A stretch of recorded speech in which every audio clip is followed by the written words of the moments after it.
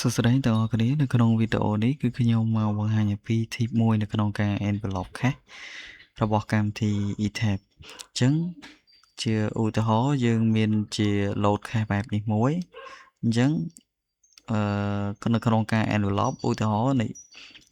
combo ULS នេះវាមានចាប់ពីលេខ1រហូតដល់លេខ36អញ្ចឹង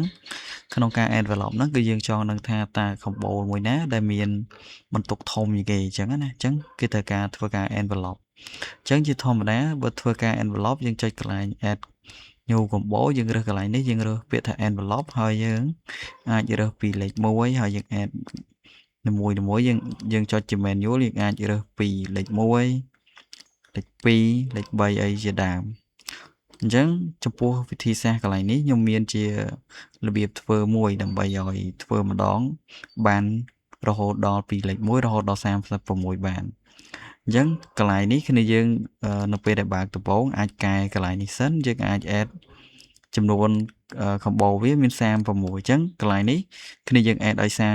គ្រប់36ដងហ្មងអញ្ចឹងយើង add មួយទៀត2អញ្ចឹង4 6 8 10 12 14 16 18 20 22 24 26 28 30 32 34 35 36 37 38អញ្ចឹងទៅអញ្ចឹងយើងអាច add ឲ្យលើសបន្តិចតួចទៅអញ្ចឹងបន្តមកទៀតយើងគ្រាន់តែយើងចុច OK សិនមកហើយយើង OK ទៀត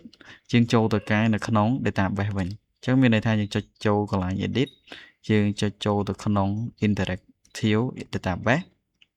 ហើយចំណុចបន្តគឺយើងចុចកន្លែង model definition យើងរើសកន្លែង load cache definition ហើយ